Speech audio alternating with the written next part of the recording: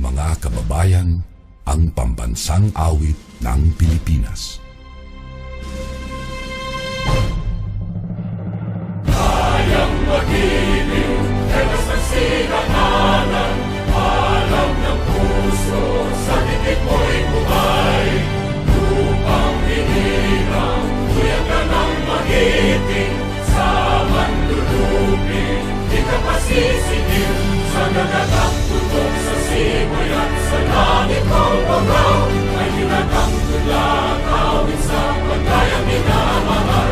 Ang isang ng matawad mo'y tagumpay na naghihingi, ang bituin at araw niya kailan ang may di magdidinig. Luman ang araw ng walhagit pagsinta, buhay langit sa piling mo. Ang inigaya na pagkay mga api, ang mamatay ng dahil sa'yo.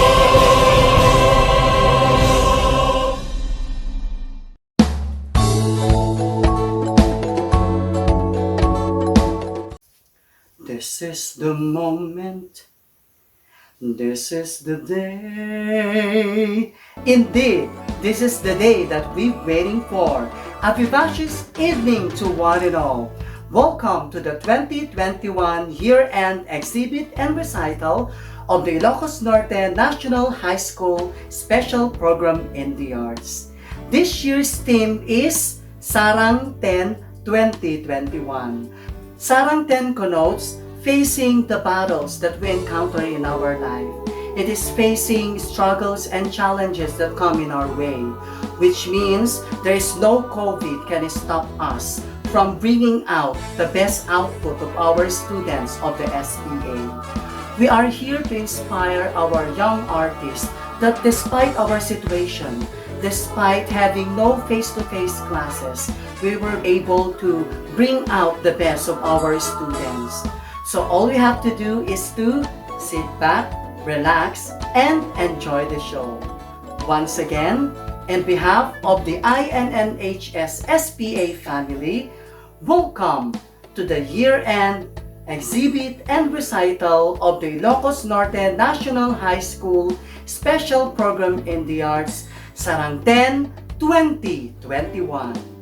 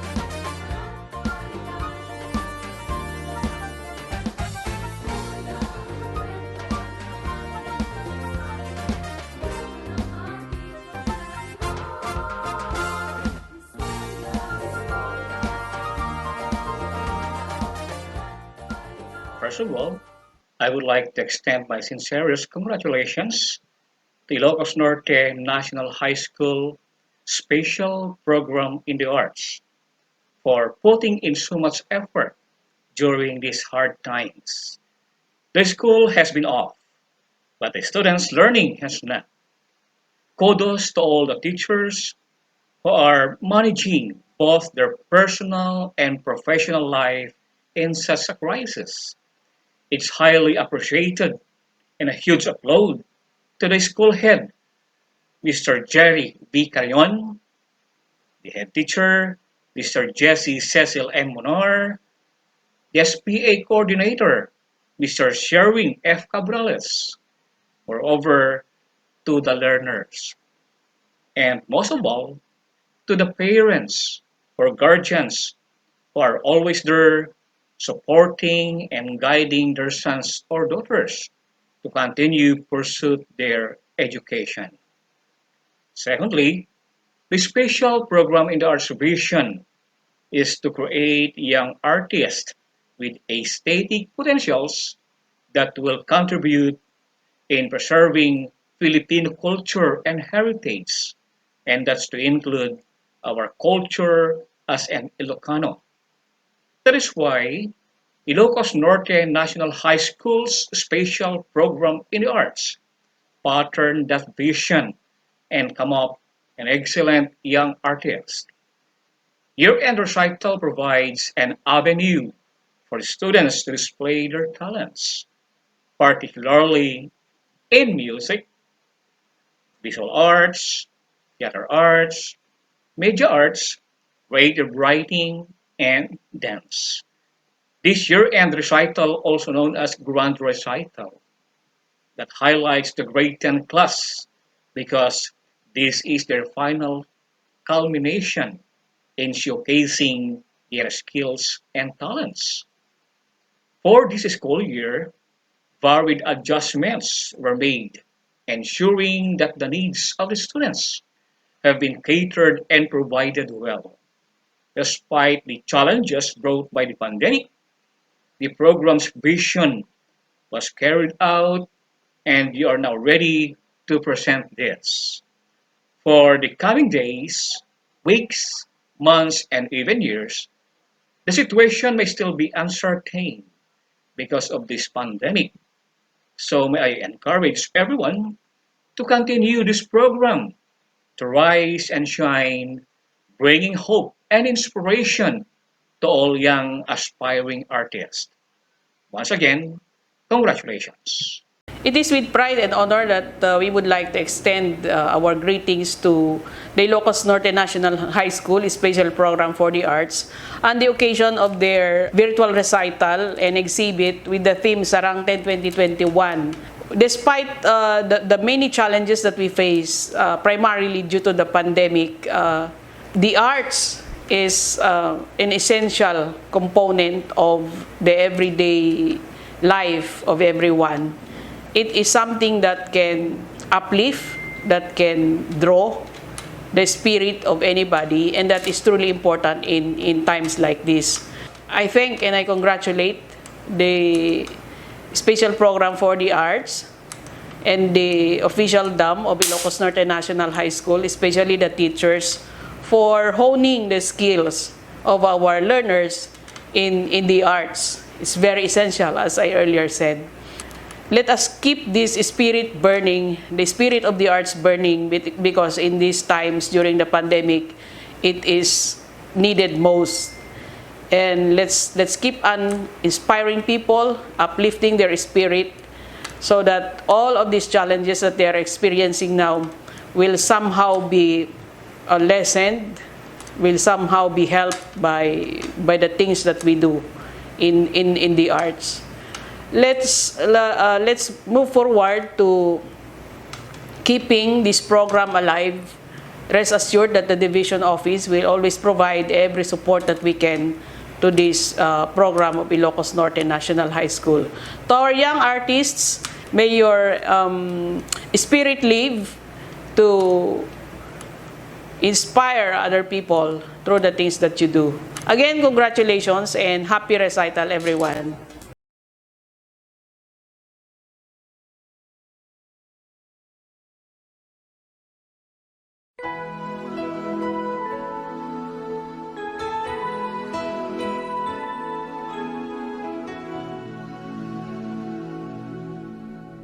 is the moment, this is the day, when I send all my doubts and demons on their way.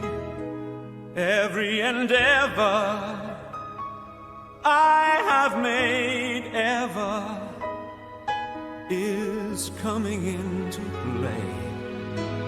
It's here and now, today. This is the moment, this is the time, when the momentum and the moment are in rhyme. Give me this moment, this precious chance. I'll gather up my past and make some sense at last. This is the moment. Yes, this is indeed the moment that epitomizes one of the greatest achievements of the Ilocos Norte National High School special program in the arts, that is honing a good dancer who turned out to be a good physical therapist and the inspiration of batch Sarangten 21. Let's meet Mr. John Kenneth Rescue, an icon of simplicity and diligence, from the pioneer batch of the so-called then Regional Special Program in the Arts.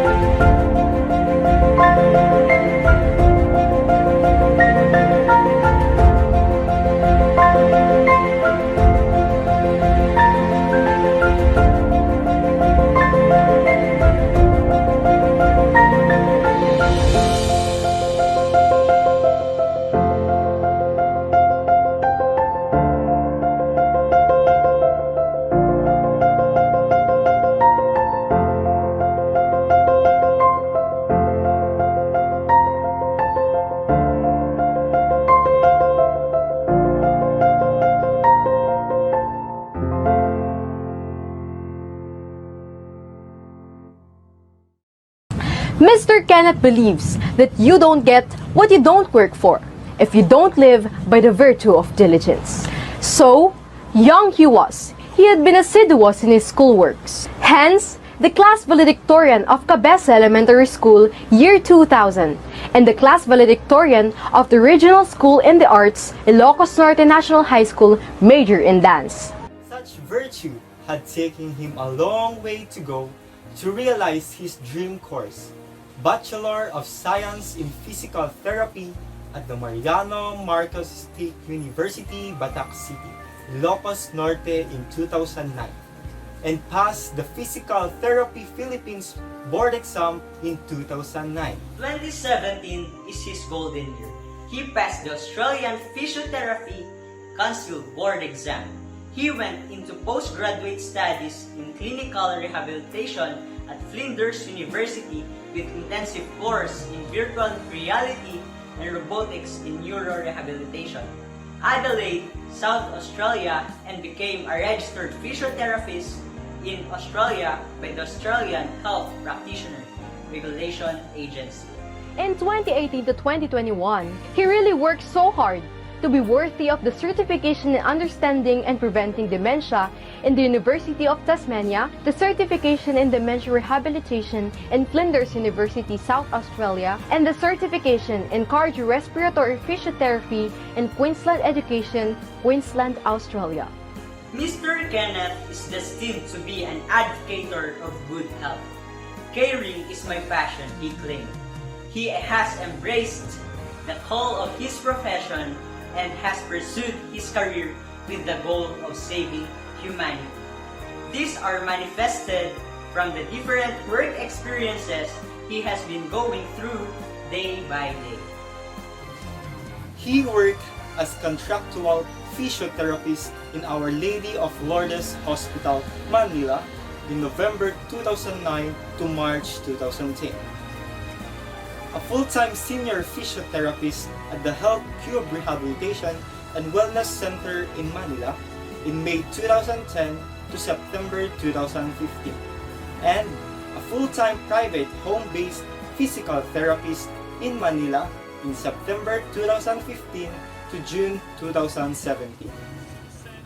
Then on, he figured out to widen his horizon in order to prefer financial assistance to his family and at the same time to enrich his skills. He didn't think twice when a wholesome work opportunity in Australia scintillated right before him. There, he went to Australia and started his job as a physiotherapist at the Repatriation General Hospital in Australia in August 2017 to September 2017. He took the chance of working as physiotherapist in the Hampstead Rehabilitation Center and in the Brain Injury Rehabilitation Unit in Australia in September 2017 to October 2017. And finally, a full-time senior physiotherapist in Opal Highton Gardens in Victoria, Australia, in November 2017 up to the present. Feel the change, he exclaimed. He's right. There was indeed a great transformation in his career. His know-how skill was enhanced and sharpened that made him become an expert in PT treatments, techniques, patient assessment, PT impression and prognostics, case management, patient relations and communications, quality and consistency of care, and internship training and supervision.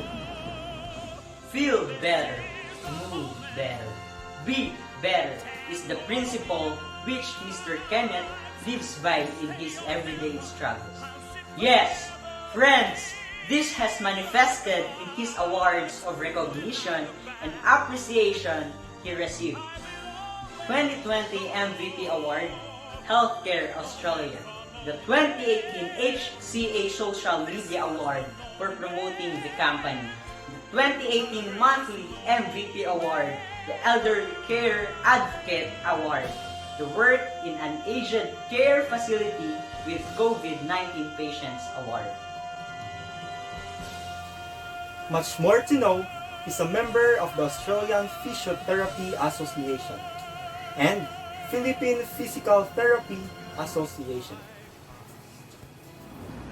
At present, he is the senior physiotherapist, clinical support to allied health professional team in Australia. A physiotherapist, an occupational therapist, an osteopath to multiple aged care sites in Victoria, Australia. The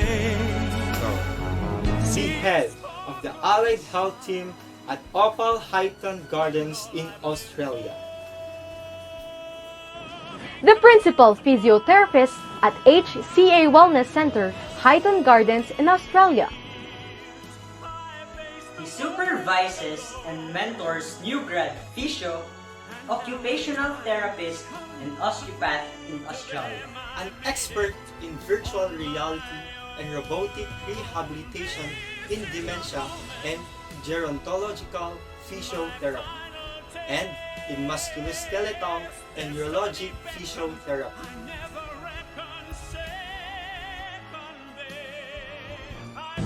Let's see Mr. Kenneth in the other side of the coin. The truth is, he lives with the lifestyle he chooses. He prefers traveling than staying at home.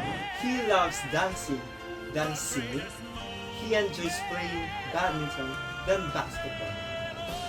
He finds fun in mountain biking than horseback riding. He is more enthusiastic in gym activities than in playground workouts. He is a very responsible son to Mrs. Marilyn Resquier, a barangay chairman, and a caring brother to Jethro Resquier, John Lay Retamal, and Lauren Joanna Retamal. He said that through his profession, he has learned the virtues of integrity, honesty, and solidarity. Imbibing this in his heart and mind has called him forth to always set his feet on the ground. This is the moment when all I've done, all of the dreaming, scheming, and screaming become one. This is the day. See it sparkle and shine when all I've lived for becomes mine. For these years I faced the world alone, and now the time has come to prove to them I made it on my own. Make some sense out loud. Friends, this is the moment of the final test, where destiny beckoned. The sweetest moment of them all. Ladies and gentlemen, let's give this moment, this precious chance to our guest of honor and speaker in this arts recital, Sarangten 21. Last valedictorian of the SPA Pioneer Batch 2004. And the senior physiotherapist, clinical support to allied health professional teams in Australia. Whose every endeavor he has made ever is coming into play, is here and now, today. Mr. John Kenneth Resquier. Moment for moment, this was the moment, the greatest moment of them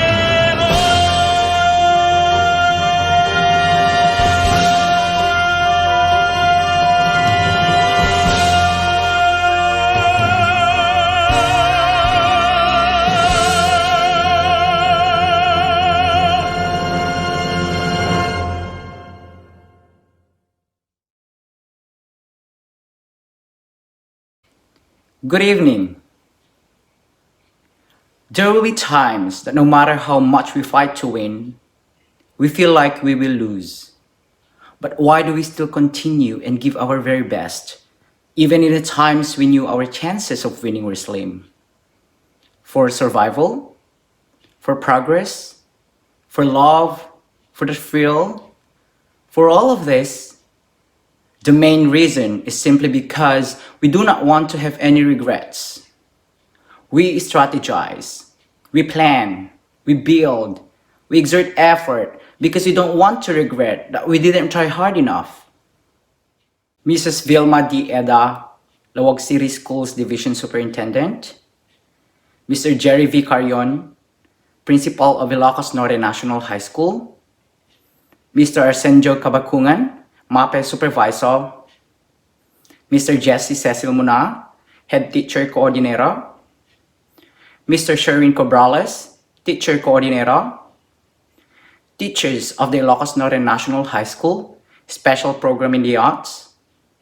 Parents, artists and recitalists, especially the completers of Ilocos Norte National High School, Special Program in the Arts, Sarangten 2021. Naimbag Arabi iyo amin. Hi and hello again to the students of my beloved alma mater, Ilocos Norte National High School, Special Program in the Arts. You may call me Kent, giving you this message all the way from the land down under.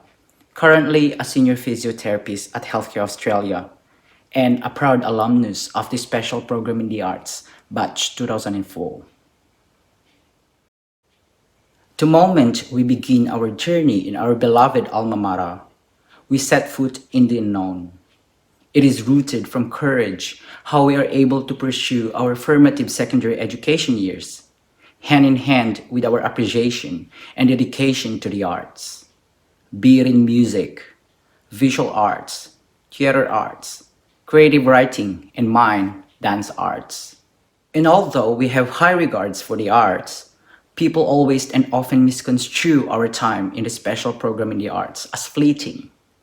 Because instead of the usual academic institutions, which give emphasis on the normal curriculum, ours is heavily infused with our love for the arts. And sadly, there are those who look down upon us, doubt us, judge us unfairly, and foretell our future to be futile. And so, if pursuing education at a special program in the arts, despite the odds, is not courage personified, I don't know what is. Because clearly, that is Sarangten. In line with this year's theme, Sarangten, which means to fight, or having the resilience and strength to endure in life, allow me to give you 5 personal tips which helped me navigate life outside the confines of our academe.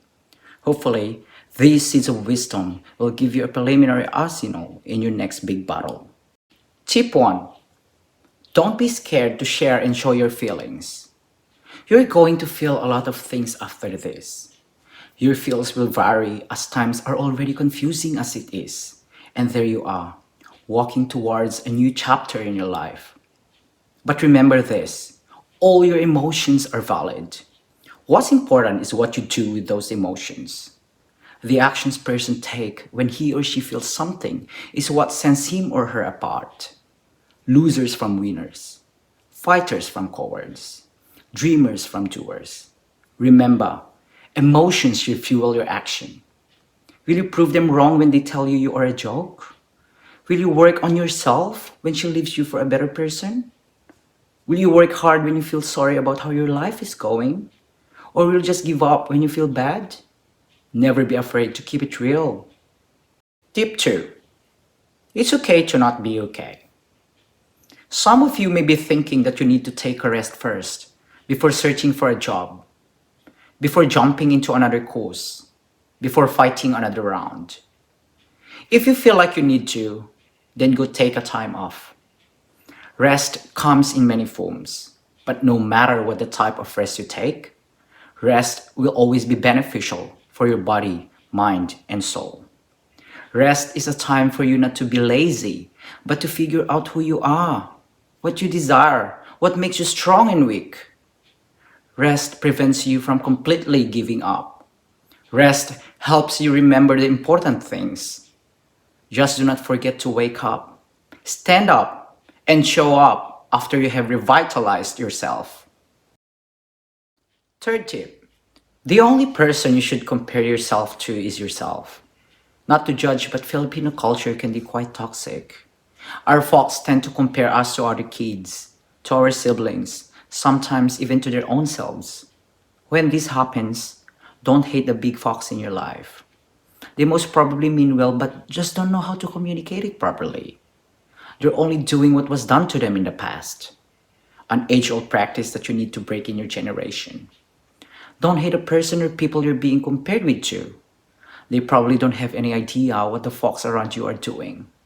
Most of the time, the people you're being compared with are too busy fighting their biggest enemy, themselves. So do the same. Remember, the only person you need to compete with is yourself, and that you are different from everyone, and that you have your own time, skills, and uniqueness. Fourth tip. Life is a constant learning experience. In school, you get the lesson first before the test. In life, the test comes first before the lesson. And remember, the same problems in life will keep happening up until you learn your lesson. If something bad happens, always ask yourself, the next time this situation comes along, how will I approach it differently? What are the lessons I need to learn from this? If the past repeats itself and you encounter the same problems, it only means you haven't learned the lesson yet. Always reflect on your past experiences and what these have taught you, and check if these are truly the lessons you're supposed to learn for you to shape your future. Tip 5. Celebrate small and big victories alike. Ever since I was a kid, I've always felt I started with a mindset that the reason for my achievements was my family. To be honest, it wasn't easy, but it was worth everything to make them happy and proud. We all have different reasons why we do things, but never forget that there is more to life than just a fight. Life is also about the triumphs. So celebrate the small victories and treasure the big wins. When you're down, think of all the good you have done. One good is enough to counter a ton of bad. For me, right here and right now, humility aside, this includes getting the promotion that I've been aiming for. I am now a team leader and managing a wellness center where I work. I am blessed to being able to travel a lot. As you can see, I am now living in Australia. I finished my postgraduate study also in Australia. Also, I have learned a lot about relationships. I have gained a diverse set of friendships. I have found closure in a few hurtful pasts. And I am now learning how to love myself better. Also, I am fully vaccinated from COVID-19 this year, 2021. Small wins lead to big wins. Nothing is insignificant when it comes to winning in something. These are just some of the things I have learned in my life after college. Some of you will be able to use the tips I have shared, and some of you will add your own to this list and become your personal life hacks too. As a physiotherapist, I know this is a very challenging time for everyone, and I encourage you to always wear your mask and maintain social distancing when you are in public, and stay home when possible. Also maintain a healthy lifestyle activities for your mental well-being. Exercise regularly, enjoy a healthy diet, get enough quality sleep, spend time with loved ones and build positive relationships, and make time to relax.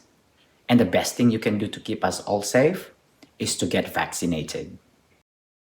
I speak in behalf of our fellow special program in the arts alumni who can probably claim that their extensive training with their chosen discipline in the school have prepared them well enough for what is waiting in the real life. My dance background gave me enough rhythm to make me groove to whatever life throws at me. That no matter the challenges, the problems, the circumstances, I am able to be resilient and go with the flow, knowing that I have been prepared ever since. And as they say, there are those who sulk in the rain, and there are those who dance in it. I am one of those crazy ones who not only dance, but give my all in the face of the challenges that lie ahead and say I can do it, and I did it. Before I end my speech, I would like to congratulate each one of you, and especially to my sister Lauren Joanna, a dance major. You have all done a great job today, and I am very excited to see you all in the future. So always remember, when life gives you a ton of battles, life is also giving you a ton of chances at winning. Just remember to always fight, lose, win, and love without any regrets. Thank you so much.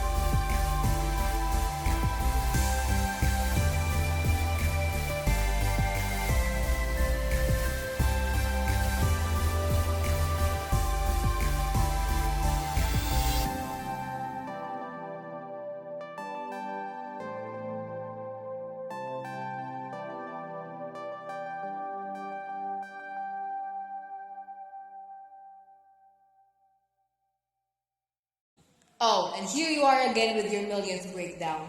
You think someone will save you right now? No one cares about you, not even the ones you love. You're so useless that you mean nothing to this world. Everything's your fault. You can never do anything right, and nor will you ever. You're a disappointment. Period.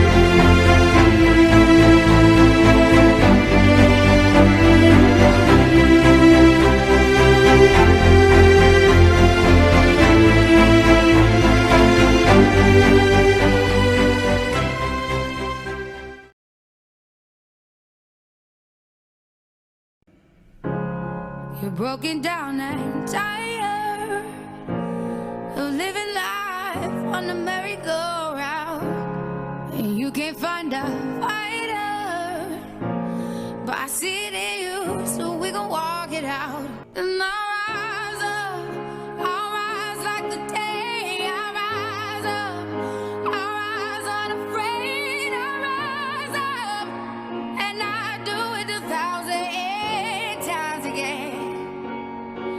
And I'll rise up, I'll like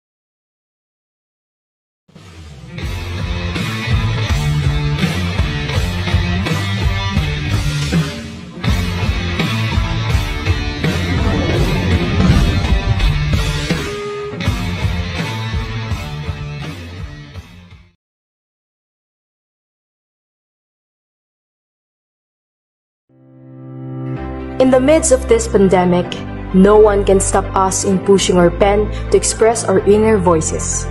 We remain steadfast and resilient against adversities. Nagkakaisa kami sa isang layunin, ang maisatitik ang kasaysayan ng buhay sa mahamong panahon. Da kami ang manurat, sarangten ni tibiyag na puwantured kenamnama. Here are the creative writers for the school year 2020-2021. Grade 7. Keisha May Rivera. Success is not final. Failure is not fatal. It is the courage to continue that counts. Shanice Calano. Resolve to keep happy, and your joy and you shall form an invisible host against difficulties. Grade 8. Dania Joy A. Tabangkay. Appreciate where you are in your journey, even if it's not where you want to be. Alessandra Marcia H. Policarpio. There are bright places even in dark times, and that if there isn't, you can be that bright place. Zarina May Batuyong. I put the May in main character. Jana Fe Narciso. Hope lies in dreams, in imagination, and in the courage of those who dare to make dreams into reality. Grade 9. Eva Marie D. Asuncion. Work hard, push yourself, because no one else is going to do it for you. Ma Lorraine P. Domingo. Writing is my voice. Juliana Jane T. Agoo.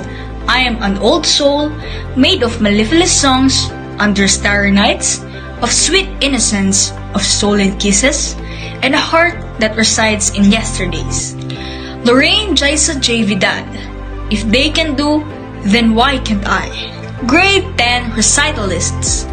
Friends Elijah Jezera U. Agbayani. A quitter never wins, and a winner never quits. Minerva Samantha T. Reyes. If they were meant to be in your life, nothing could ever make them leave. If they weren't, nothing in the world could make them stay. Princess M. Rivera. There is no greater agony than bearing an untold story inside you. Marianne Carell V. Bitancor.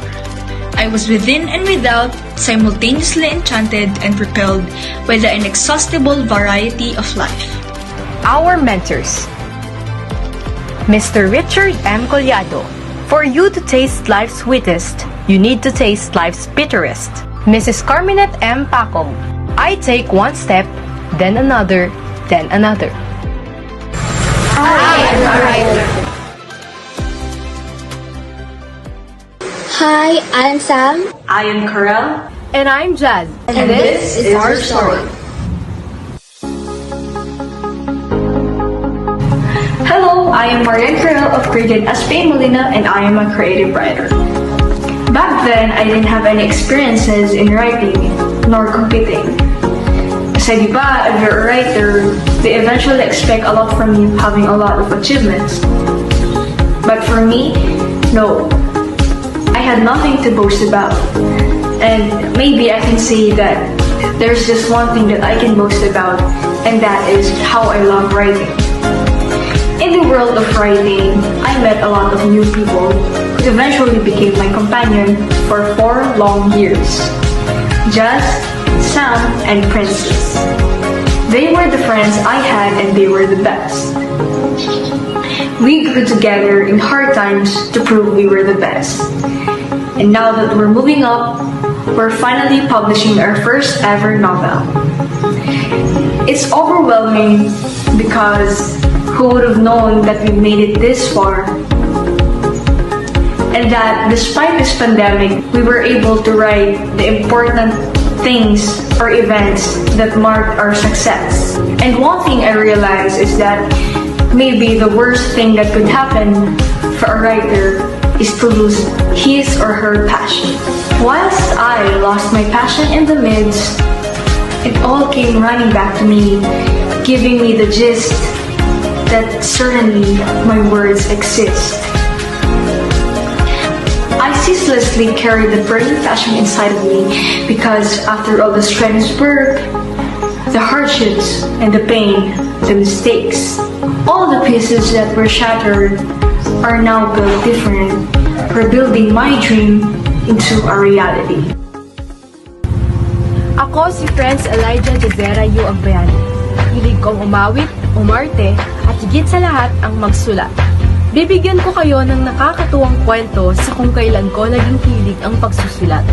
Bata pa lamang ako ay hindi ko gaanong hilig ang pagsusulat. Tandang-tanda ko pa nga noong ako'y nasa kindergarten pa. Pinipilit ako ng tita ko na tapusin ang isinusulat kong kay haba-habang pangalan ko. Sino ba naman ang hindi tatama rin na isulat ito ng paulit-ulit, diba? Pero sa paglipas ng panahon, nakatungtong ako ng elementarya. At kasabay nito, ang pagkatuto kong yakapin at maging kaibigan ang lapis at papel. Nagsimula akong magsulat at makilahok sa mga contest. At sa pagsisimulang iyon ay naranasan ko ang magwagi at magtagumpay. Naging inspirasyon ko ang mga ito upang ipagpatuloy. Ngayon, sa pagtatapos ko ng junior high school, dala-dala ko pa rin ang hilig ng mga ito. Ang pagsusulat ang nagiging sandigan ko sa mga araw na ako'y malungkot. Kaya naman, labis ang pagbibigay importansya at dedikasyon ko dito. Nakakilala ako ng aking mga bagong kaibigan at pareho kaming nangarap, naglakbay at nagsulat sa loob ng 4 na taon. At sa aking pagtatapos, alam kong hindi pa ito ang hangganan ng aking pagsusulat, kundi simula pa lamang. Sapagkat kulang pa at gusto ko pang matuto at sumulat ng mga akdang magbibigay inspirasyon rin sa mga nagsisimula pa lamang na kilalanin ang mundo ng pagsusulat.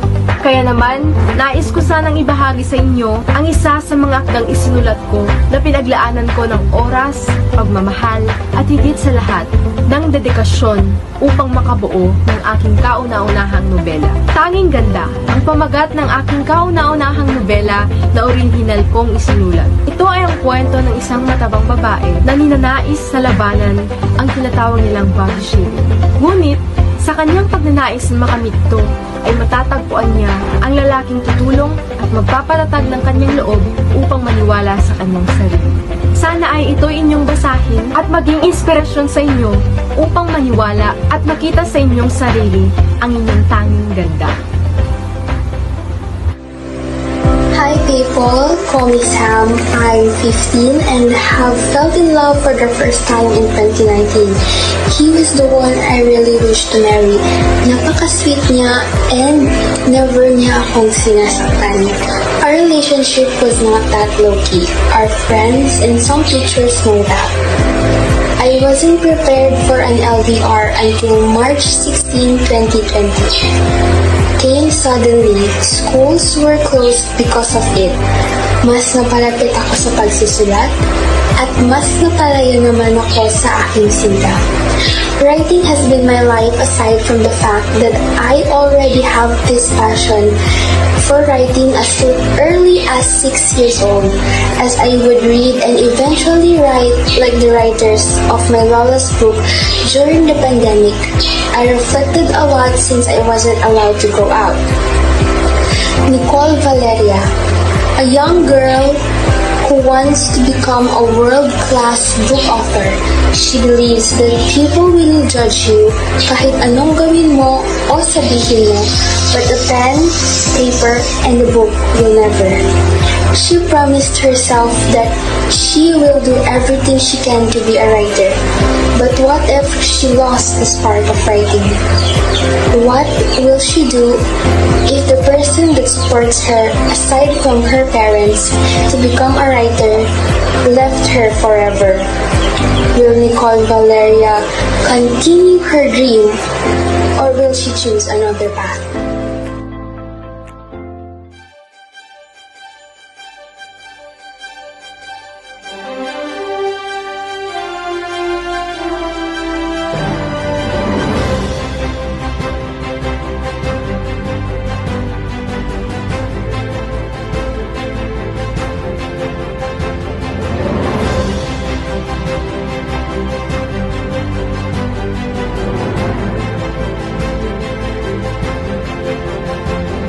Another chapter has ended, but with great anticipation, we look ahead for a new beginning. Agbyag Sarangten 2021.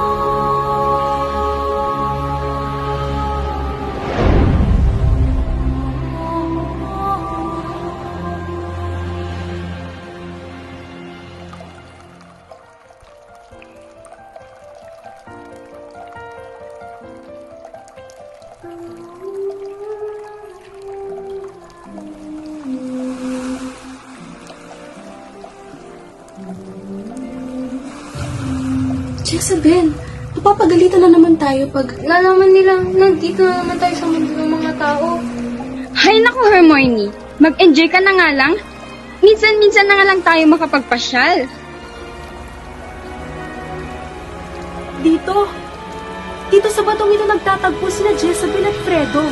Di ba, Jezebel? Sabi mo pa nga, dito niya sinabi na mahal ka niya. At dito mo rin siya sinagot na mahal mo siya. Hindi ba? Dito namin pinadama ang init ng pagmamahal namin.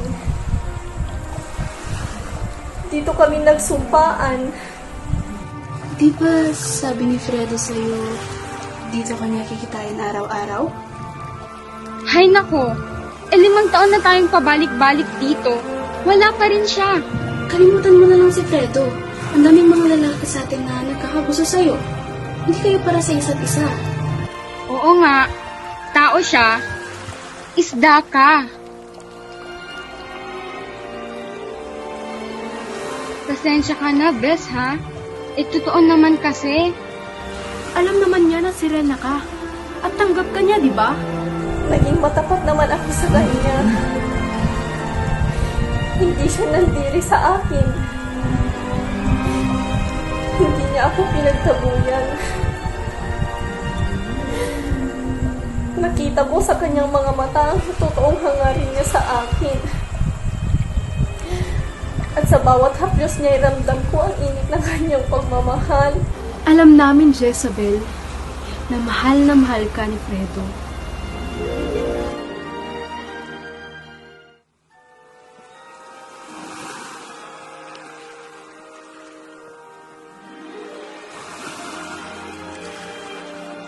Aha!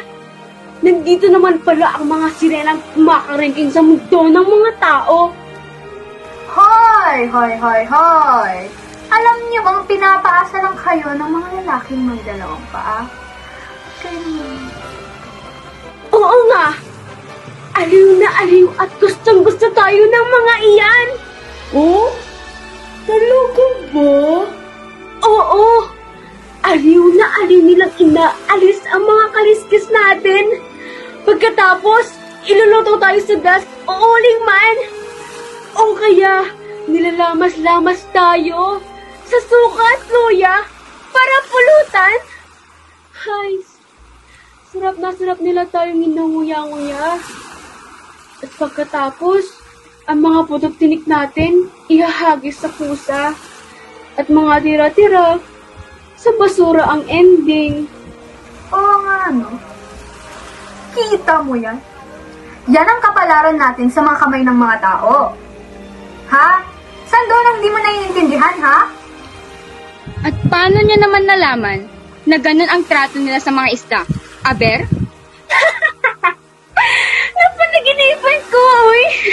Kaya para sa akin, si Digong Shokoy ang aking iibigin. Magpakailanman!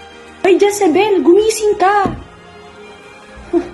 Gumising ka sa katotohanan kasi pinapaasa ka lang ni Fredo. Fredo? Wala na yun. Matagal na. Hoy, Jezebel! Tantanan mo ng pagiging ilusyonada mo. Tanggapin mo na ang totoo. Gumising ka na. Hindi ka na mahal ni Fredo. Kung mahal ka niya, asan siya? Wala. Mahal nga. Iniwan mo. Hoy! Kayong dalawa! Huwag niyo kasing sakyan ang ilusyon ni Jezebel! Oh, kita niyo na? Iiyak na yan! Iiyak na yan. Iiyak na yan. Iiyak na yan! Tama na kayo. Wala na kayong ibang ginawa kundi bisitin kami. Inggit lang kayo sa amin. Kasi, mas maganda kami kaysa sa inyo, mga inggitera. Huwag ka kayong magbato. Alam niyo mali yan, di ba? Stress ka? Stress ka. Inggitera. Maganda? Ha? Oh. Sino sa atin na mas maganda, Hermione? Tayo na nga, kulit. Magsusumbong tayo. Isusumbong natin sila na dumadayo pa rin sila. Hoy, Jezebel! Maghintay ka habang buhay! Umuwi na tayo, Jezebel. Tiyak, mapapagalitan at ikukulong na naman tayo. Jezebel? Nararamdaman ko. Nandito si Fredo. Babalik at babalik ako para sa pag-iibigan namin. Mahal na mahal ko siya. Kahit kailan, maghihintay ako.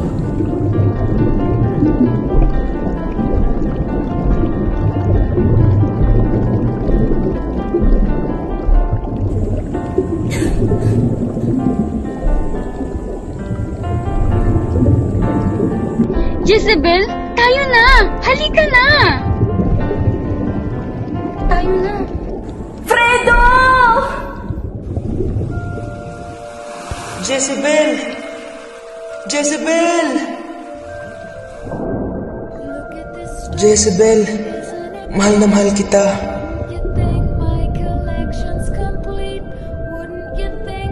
Hihintayin kita. At ako'y maghihintay rin, aking mahal na Fredo.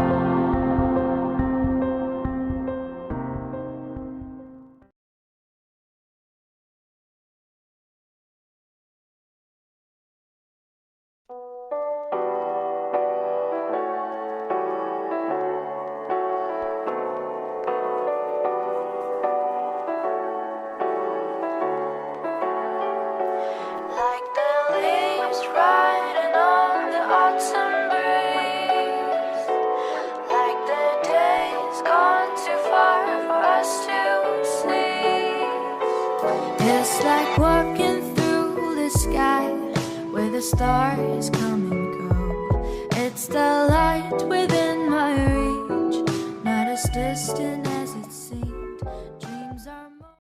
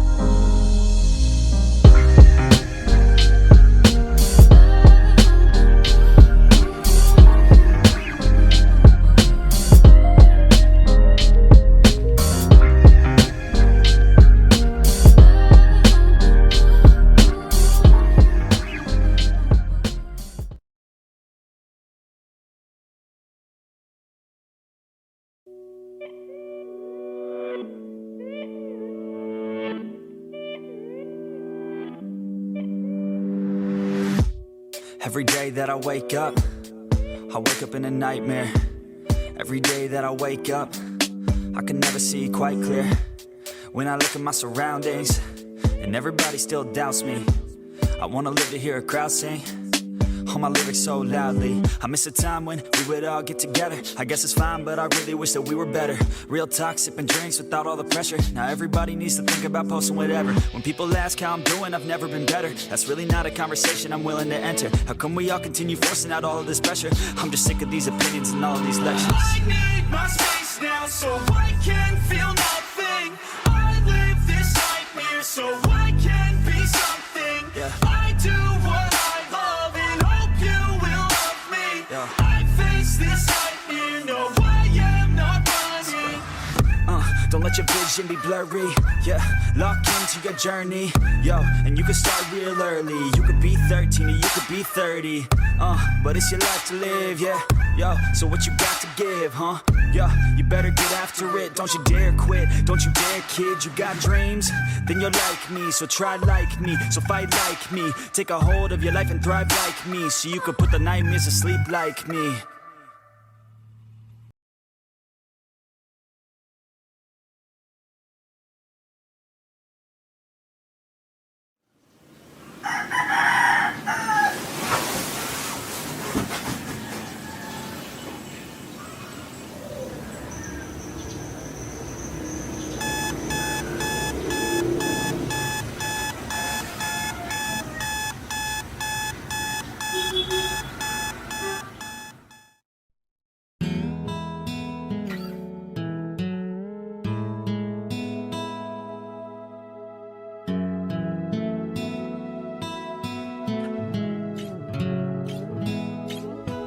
Naranasan mo na bang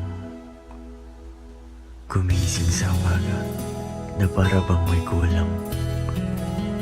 Yung bigla na lang nawala na hindi mo inaasahan. Para bang lahat ay naglaho, buhay ay dumilim at lumawa. Mga bagay na nakasanayan, mga alaalang kay sarap balikan.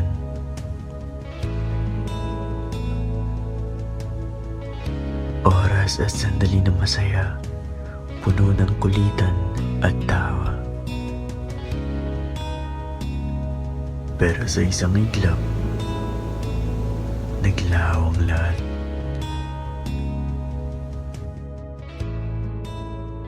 Bad trip.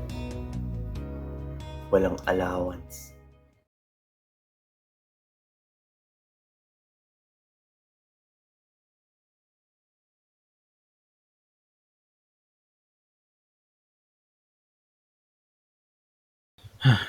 Still remember the days when we had no care in the world, just having fun one step at a time. But then COVID happened. Everything that could have went wrong did go wrong. Everything just stopped. Everything wasn't right. Nothing was right. We tried to move on. We tried to keep learning. We tried everything. We just wanted to get this damn year over with. For others, it was just too much. No one was learning. We weren't having fun. There was no memories that were being made, just mountains and mountains of items. So many lessons left behind. So many lost opportunities. We tried to move on. We tried our best. Some just couldn't. There's no point in looking back. Sometimes you can't just help but think that what could have been, what might have happened, but the truth is, everything's just a reflection now of what it used to be. The only thing we can do is keep moving forward. Just be hard-headed enough to just keep pressing on. Even though we miss them, we can't do much. We're just kids. Even as their faces fade from my memory, I'll still remember them. Ang pag-ibig ay sa puso, magmahalan bawat Pilipino.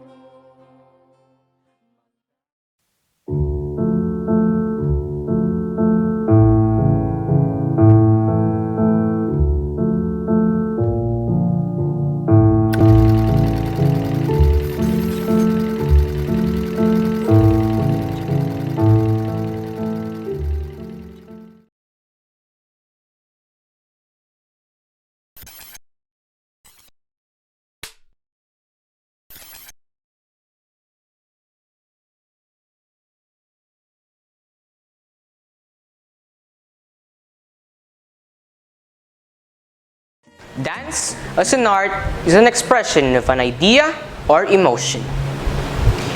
People often dance as a way of releasing powerful feelings such as sudden accesses of high spirits, joy, impatience, or anger. COVID-19 pandemic brought a lot of challenges, but with our resilience, we were able to topple them down all. This recital is a proof of that resilience, that no matter what, this annual event must go on. This year's theme, Sarangten, synonymously bespeaks of resilience. In this battle, or ranget, of keeping up with what is normal before in a totally different situation, we proved ourselves mightier and bigger than any obstacle laid before us. Our performance is a collection of dances that portray an array of vigor, strength, creativity, resourcefulness, and fluidity. Qualities that make us always moving forward. Courageous and unafraid, bold and daring. We hope you find enjoyment watching our executions as a manifestation of how successful we survived this school year.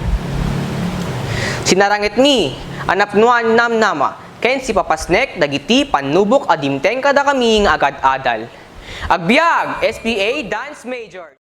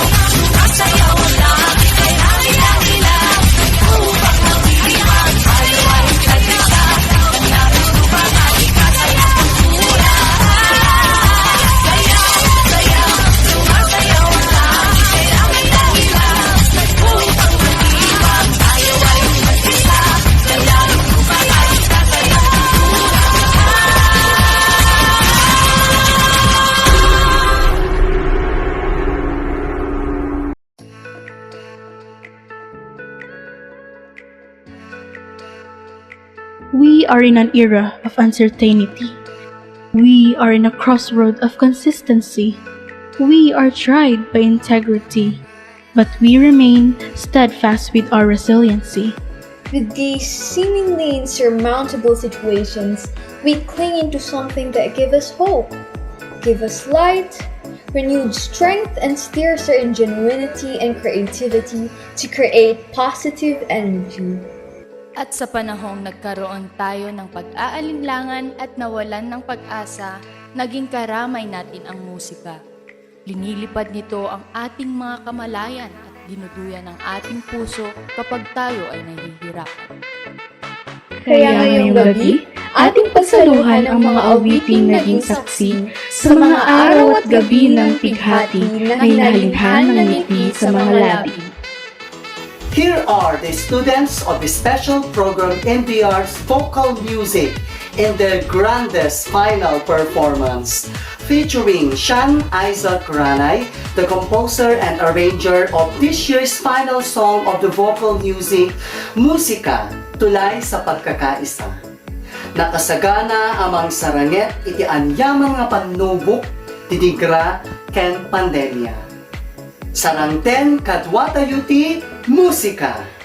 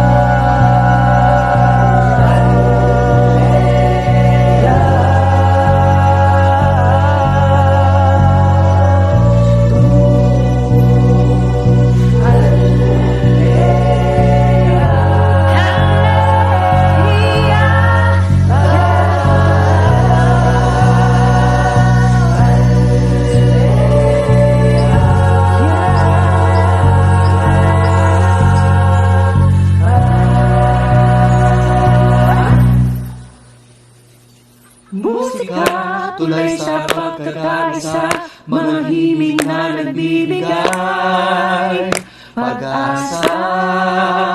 Halina't makiawit sa amin, damahin ang tamis ng tagumpay. Musika, tulay sa pagkakaisa, mga himig na nagbibigay pag-asa.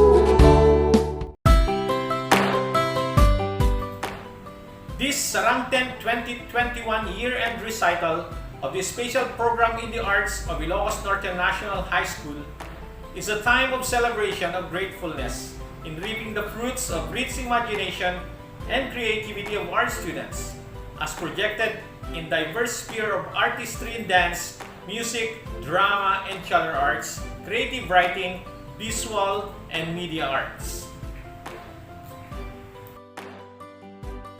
We salute the teachers and students' determination in achieving the realization of SPA's vision despite the challenges at hand. There were necessary adjustments made to ensure that our students will continue to receive opportunities in developing their skills. They were then able to hone their talents in the different crafts of arts under the tutelage and expertise of their teachers. These fruits of masterpieces of artwork and performances sprung from our students' deep love, passion, diligence, perseverance, hard work, and determination. They have truly exhibited excellent artistic prowess in their own crafts. This year-end recital is truly a reflection of what they have become as an artist. Congratulations to all our SPA students, most especially to our recitalists, the Grade 10 Class De Leon and the Grade 10 Class Molina, for a job well done. Indeed, it gives your parents and us, your teachers, so much pride and huge sense of achievement to your remarkable outputs and excellent performances. As you leave the portals of your alma mater, it is then my hope that you will continue to remember and respect the wisdom and skills your mentors have imbibed in you. Honor the commitment and cherish the result of your chosen field of endeavor. Finally, I'd like to take this moment to thank our guest of honor speaker, Mr. John Kenneth Resquier, for responding to our invitation. To our Schools Division Superintendent, Ma'am Vilma D. Eda, our EPS in MAPE, Mr. Arsenio A. Kabakungan, to our Principal, Mr. Jerry Vicarion, for their all-out support to the SPA, to the parents, for the dedication in supporting their children, also to the teachers of SPA for the time and diligent efforts invested in nurturing and training our students. And most especially to the young artists who amaze me with their creativity, intelligence, and commitment. Thank you, stay safe, and may God bless us always.